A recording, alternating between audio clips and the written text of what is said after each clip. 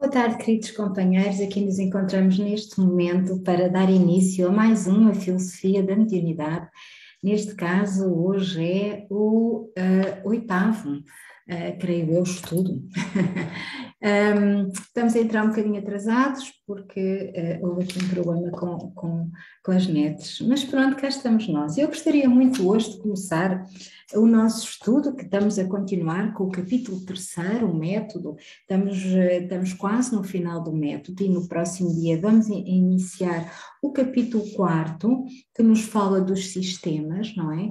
E vamos assim avançando para umas noções um bocadinho mais dinâmicas, teórico-práticas, não é? Que são muito mais entusiasmantes. E eu aproveito aqui para trazer hoje o livro Emmanuel, que foi uma psicografia de Chico Xavier, pelo Espírito Emmanuel. É um livro muito bonito que eu gostaria de partilhar convosco uma mensagem, que é a mensagem 11 deste livro, que se intitula Mensagem aos Médiuns. E porquê é que eu vou começar com esta mensagem aos médiuns? Porque eu penso, tenho feito várias perguntas, não é? Tenho perguntado, mas porquê estudar agora a mediunidade? Mas porquê que é tão necessário nós começarmos a estudar a mediunidade por esta parte mais teórica, que é sempre um pouco mais enfadonha, a verdade seja dita, não é? Então, a questão é relativamente simples, na lógica da dedução e da prática do raciocínio lógico, como nós já fomos vendo. E nestes tempos, mais do que em todos os outros, é necessário nós estarmos em ligação com a espiritualidade. E quem tem mediunidade e quem tem, de facto, esta capacidade de mediar os planos, tem que estar cada vez mais preparado para o fazer. Os espíritos, diz aqui neste livro, se nós também tivermos alguma questão, alguma consideração para colocar, eles dizem que não pedem muito aos encarnados, não é? A espiritualidade não nos pede muito, só nos pede que nos mantenhamos no bem e que estejamos disponíveis e abertos para receber e com eles trabalhar na construção de um mundo melhor, na construção do bem, no amparo, na caridade, aos vários planos da vida. E nesse papel os médiuns têm, de facto, uma tarefa muito clara e muito bem definida. São exatamente aqueles que intermediam, ou seja, aqueles que trazem as mensagens, levam mensagens e comunicam com o plano astral, com o plano da espiritualidade, mas também com o plano do que chama aqui Emmanuel os sábios universais, ou seja, seres irmãos nossos que estão noutros mundos, que estão noutras realidades paralelas, elevadas, mais elevadas do que a nossa, em mundos mais desenvolvidos e que precisam de comunicar connosco exatamente para nos ajudarem nesta altura que nós estamos, e sempre toda a vida, não é? Mas nesta altura especificamente em que estamos a viver situações de maior confusão, digamos assim, de uma dinâmica entre todos nós um bocadinho mais delicada e que nos pede, de facto, uma outra postura. Então, partilho convosco, como disse, mensagem aos médiuns. Porque este estudo é muito necessário, porque este estudo é não só para médiuns, mas para todos aqueles que podem vir a ser médiuns, como nos disse Allan Kardec, como nos diz aqui Emmanuel, por Chico, todos nós temos a capacidade, a impotência, e portanto nós podemos ir treinando e podemos ir desenvolvendo.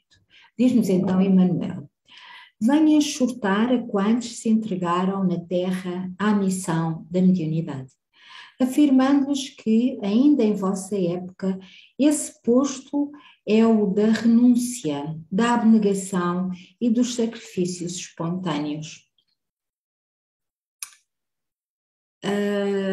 Porquê? Porque exatamente depende da qualidade do transmissor, a qualidade da mensagem.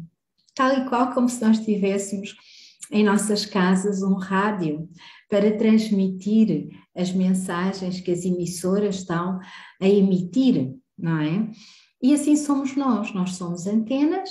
Quem é médium é uma antena muito mais potente, muito mais forte, mas para que ela esteja em condições de uma boa transmissão, ou seja, para que seja um bom aparelho de rádio, um aparelho de rádio de qualidade, tem que se nutrir com bons equipamentos, tal como o rádio. E os bons equipamentos do ser humano quais são? São os equipamentos da sua conduta, do seu pensamento, da sua maneira de estar na vida. É a forma com que escolhe o tipo de livros que lê, com que escolhe o tipo de filmes que vê, com que escolhe as pessoas com quem se dá, com que vai escolhendo os ambientes por onde circula. E todo esse cuidado, toda essa capacidade de vigiar, que tal como sabemos, horário de vigiar é essencial para todos, mas é muito mais essencial para quem tem o dom ou a capacidade da mediunidade, porque a mediunidade não tem polaridade, e, portanto, tanto pode transmitir mensagens de luz como mensagens de sombra. E nós sabemos que a mistificação é uma das situações, é um dos artefactos com que os nossos irmãos menos iluminados muitas vezes se utilizam para iludir os encarnados, nomeadamente os médiuns. E, portanto, aqui nos diz Emmanuel que é necessária a renúncia de tudo aquilo que seja ilusório, de tudo aquilo que seja facilitado, de tudo aquilo que estimula o ego, de tudo aquilo que estimula a capacidade de deslumbramento. E que nos possa levar para caminhos de maior egoísmo, de maior ostentação, de maior materialidade. A abnegação, porque é essencial nós mantermos focados e abnegados em nós mesmos em relação a tudo aquilo que nos rodeia, que possa ser ilusório, que possa suscitar o nosso entusiasmo, que nos possa desviar dos caminhos mais puros, digamos assim, da nossa atuação. E depois também sacrifícios espontâneos, porque nós sabemos que neste mundo de grandes materialidades, nem sempre aqueles que escolhem os caminhos do bem, os caminhos de alguma ética, de algum caráter mais forte, de algum apoio aos mais desfavorecidos, de algum apoio a situações menos escravizantes, digamos assim, são bem vistos. Portanto, o médium tem que se reforçar a si próprio na oração, tem que se reforçar a si próprio no estudo, para conseguir perceber bem, para conseguir distinguir bem o que é ilusório do que é real, o que é mistificação do que é efetivamente real, o que são artimanhas, digamos assim, de nossos irmãos menos iluminados, que se possam ligar a nós, porque nós assim estamos a emitir um sinal, não é? E quando é que nós temos que parar? Portanto, o médium, já nos dizia aqui Allan Kardec no livro dos médiuns, aquilo que nós já estudamos, que o médium, mais do que todos os outros, tem que estudar muito e sempre, que para entender a doutrina dos espíritos nós temos que fundamentar-nos essencialmente no estudo, para entendermos não só as diferentes posturas, como nós vimos aqui, de renúncia e de abnegação, e também para nos prepararmos e fortalecermos a nossa consciência e o nosso entendimento para os sacrifícios espontâneos que, por opção nossa, deveríamos ou poderíamos vir a fazer.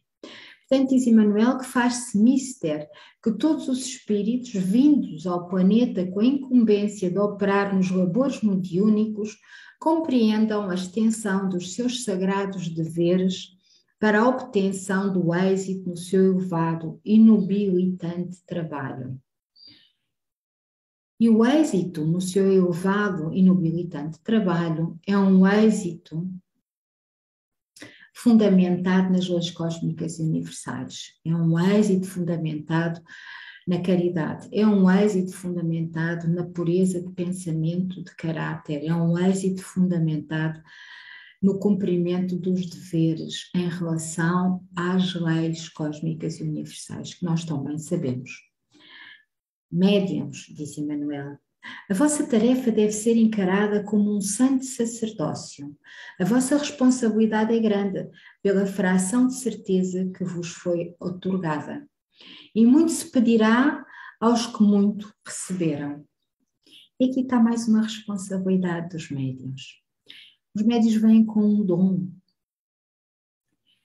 maravilhoso de ajudar-se a si próprios, ajudando os outros através de bonitas e boas comunicações de entes queridos que partiram, ajudando os outros em curas, em tranquilizações, em orientações, ajudando os outros com a palavra, com o ensino, ajudando os outros a caminharem neste plano com a orientação do alto e por intermédio dos espíritos amigos e abnegados, dos mentores queridos que nos acompanham. E, portanto, mediunidade não é brincadeira, mediunidade é responsabilidade.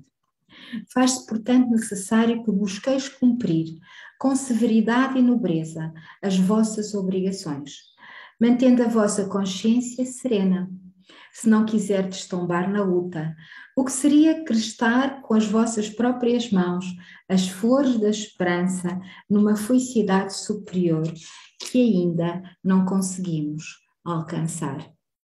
Pensai as consequências dos vossos mínimos atos, porquanto é preciso renunciar. Porquanto é preciso renuncieis à própria personalidade, aos desejos e aspirações de ordem material, para que a vossa felicidade se concretize. E diz-nos ele mais um pouco: vigiar para vencer. Felizes daqueles que, saturados de boa vontade e de fé, laboram devotadamente para que se espalhe no mundo a boa nova da imortalidade, compreendendo a necessidade da renúncia e da dedicação. Não repararam nas pedras e nos acúlios do caminho, encontrando nos recantos do seu mundo interior os tesouros do auxílio divino. Acendam nos corações a luz da crença e das esperanças, e se, na maioria das vezes, seguem pela estrada incompreendidos e desprezados, o Senhor enche com a luz do seu amor os vácuos abertos pelo mundo em suas almas, vácuos feitos de solidão e desamparo.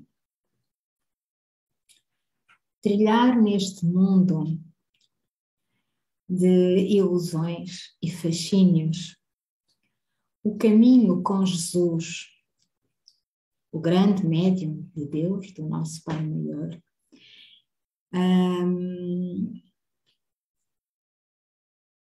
cumprindo com Jesus esse mesmo dom que nós trazemos, que é o dom da mediunidade, vai exigir de nós a grande fortaleza do da nossa consciência, a grande certeza da fé, a grande certeza do amparo de Jesus em nossas vidas, a grande certeza de que somos muito amados, porque muito estamos preparados para amar. E amar no sentido maior do amor fraterno e universal que estamos a aprender. E o caminho que se faz neste plano de ilusões em que vivemos é um caminho quase sempre de grande solidão, porque nós não procuramos ou não devemos procurar a aprovação dos homens, mas devemos estar sintonizados com a aprovação de Deus e devemos seguir os caminhos que nos foram orientados por Jesus. Infelizmente, diz-nos Emmanuel, a Terra ainda é o orbe da sombra e da lágrima. E toda a tentativa que se faz pela difusão da verdade, todo o trabalho para que a luz se esparja fartamente, encontram a resistência e a reação das trevas que vos cercam. Daí nascem as tentações que vos assediam e partem as ciladas em que muitos sucumbem à falta da oração e da vigilância apregoadas no Evangelho. Portanto, nós precisamos muito, todos nós, de vigiar para vencer. Precisamos ter consciência de que nós estamos neste mundo, nesta terra que Emmanuel chama de sombras e lágrimas, com um objetivo. O primeiro é a nossa própria evolução. E o segundo é a evolução de todos aqueles que estão à nossa volta através das nossas boas ações, dos nossos bons pensamentos, do nosso trabalho desinteressado e do nosso esforço, sempre na seara de amor e luz. E, portanto, nós que vimos com estas capacidades, nós devemos ter a fortaleza da fé em nosso coração. E não devemos estar a procurar, como nos diz aqui Emmanuel, as tentações que sedeiam este mundo, as ciladas, enfim, nós devemos procurar o refúgio na oração, na vigilância e devemos seguir as leis maiores de amor e paz que estão tão bem explicadas no Evangelho que nos foi deixado por Jesus. Eu hoje não vou seguir com mais mensagem aos médiuns. Vamos deixar para 2 a 8 dias a continuidade deste capítulo 11 do livro Emmanuel. Quem quiser ler e preparar-se, quem quiser estudar ou reler, que é um livro que nos deixa sempre muito elevados. Hoje do livro dos médiuns, nós temos para refletir o ponto 29 e 30. Simplesmente para fazermos aqui um apontamento com respeito àquilo com que nos devemos preparar em termos do método que Allan Kardec nos vem ensinando. Método esse que nos vai ajudar exatamente àquilo que aqui Emmanuel também nos vem dizer em linguagem mais atual. É que nós temos que nos preparar para saber distinguir o certo do errado, o verdadeiro do falso, o verdadeiro do misticismo. Devemos estar preparados para enfrentar as ilusões de todos aqueles que nos querem iludir, principalmente nós mesmos. Nós trazemos em nós ainda uma parte, como todos os seres humanos, uma parte nossa que ainda pertence ao homem antigo, diria eu. Ainda trazemos em nós muito egoísmo, ainda trazemos em nós muito orgulho, ainda trazemos em nós um ego forte que quer ser afagado com os bens da matéria e com as ilusões dos luxos, um ego que não quer de modo algum aceitar a humildade, ter a capacidade de dizer que errou, ter a capacidade de dizer que não é tão bom fazer alguma coisa. E, portanto, nós ainda temos em nós todas estas situações que temos que trabalhar, que temos que burilar, que temos que aprender primeiro em nós quais são, para depois então fazermos esse trabalho na nossa intimidade, não é? Na nossa intimidade, e não nos deixarmos ir pelas falsas ilusões.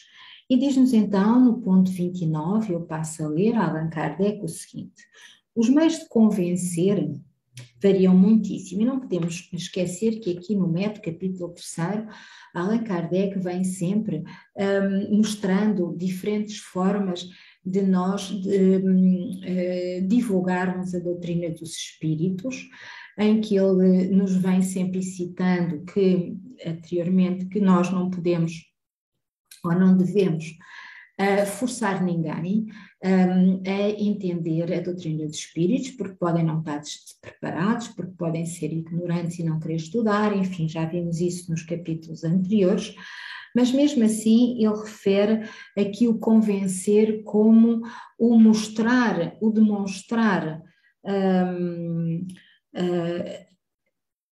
a nossa maneira de ser e de estar perante os outros. E diz-nos ele, os meios de convencer variam muitíssimo, segundo as pessoas. O que é convincente para uns não produz qualquer efeito noutros, não é?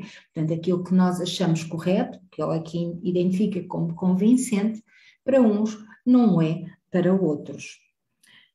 Este convenceu-se observando algumas manifestações materiais, aquele devido às comunicações inteligentes e a maioria pelo raciocínio. Podemos mesmo afirmar que para a maioria dos que não se preparam pelo raciocínio, os fenómenos materiais quase não pesam. Quanto mais extraordinários são esses fenómenos e mais se afastam das leis conhecidas, com maior oposição, chocam, e isto por uma razão muito simples, é que todos somos naturalmente levados a duvidar de uma coisa que não tem uma sanção racional. Portanto, nós temos o nosso raciocínio muito trabalhado e fundamentado para um raciocínio lógico-dedutivo baseado em factos, em evidências e processá-lo de forma racional. E quando isso não acontece, nós então duvidamos, naturalmente. Cada um a interpreta e explica segundo o seu ponto de vista. O materialista atribui a uma causa puramente física, ou então a um ardil. O ignorante e o supersticioso a uma causa diabólica ou sobrenatural.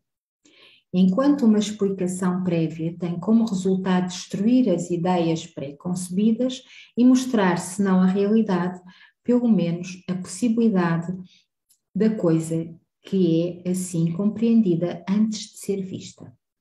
Ora, desde que se reconheça a possibilidade de um facto acontecer, então conseguimos 3/4 partes da convicção. Ou seja, ele diz, desde que se reconheça a possibilidade de um facto acontecer, então conseguimos 3/4 partes da convicção. Quando nós prevemos na nossa mente que há uma possibilidade de algum facto acontecer, portanto não somos surpreendidos, nós já estamos preparados para que algo aconteça, então nós já temos em nós 3/4 de preparação para essa convicção, para esse acreditar em alguma coisa.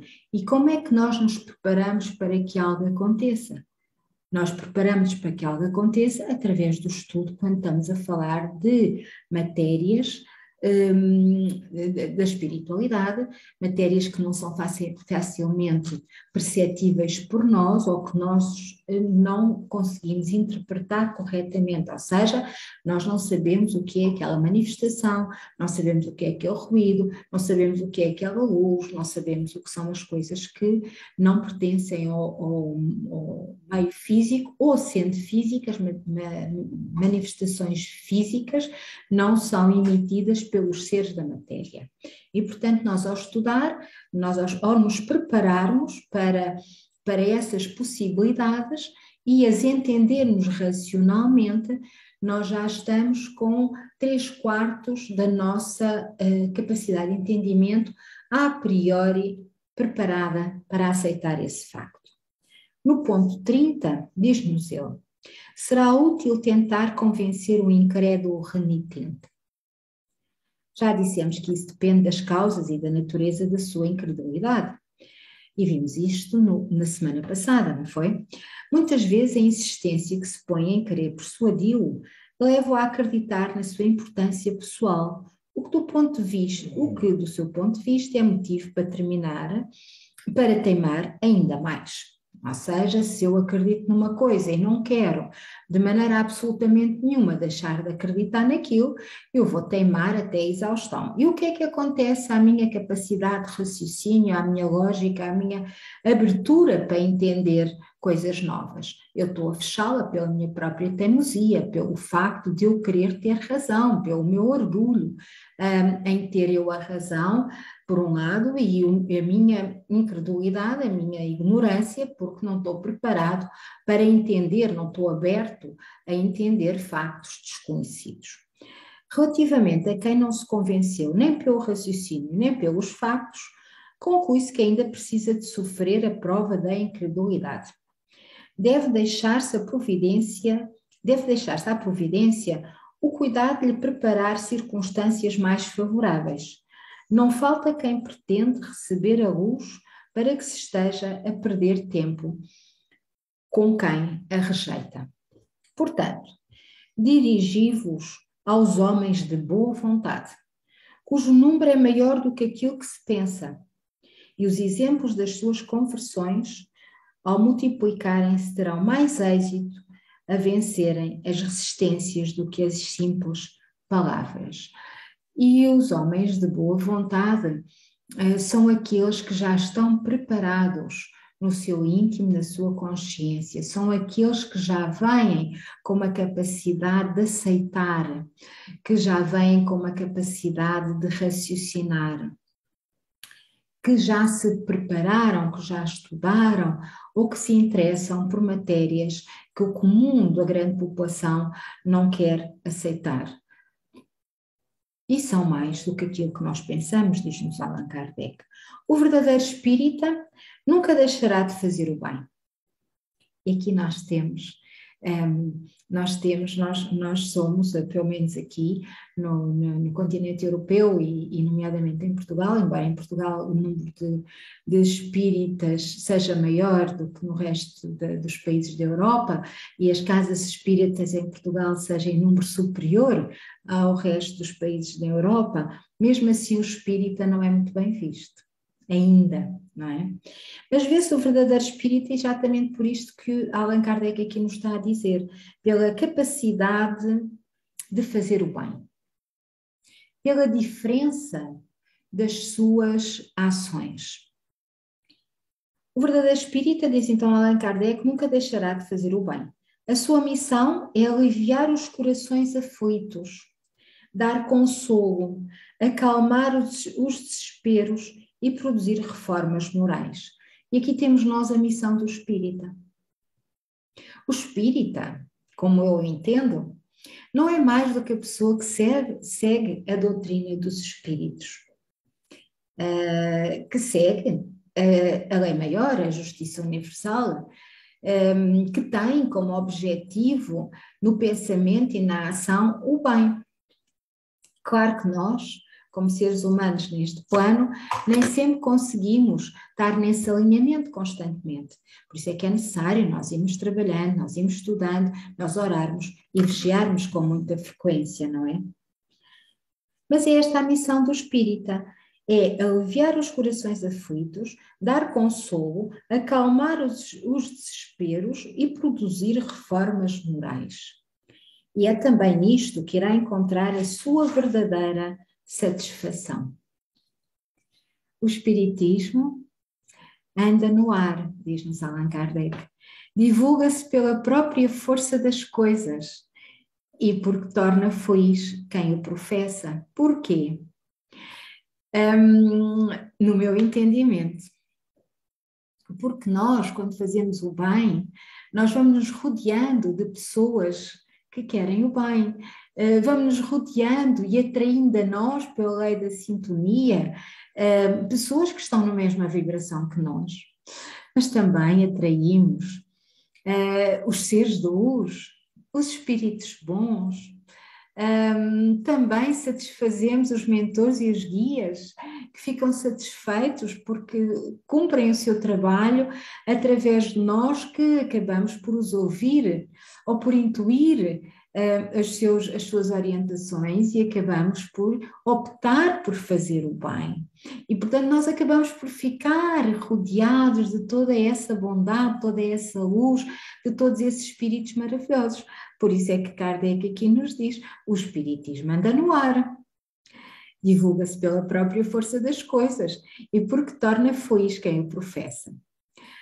Quando os seus adversários sistemáticos o ouvirem repercutir à sua volta entre os seus próprios amigos, compreenderão o isolamento em que se encontram e serão forçados a calar-se ou a render-se.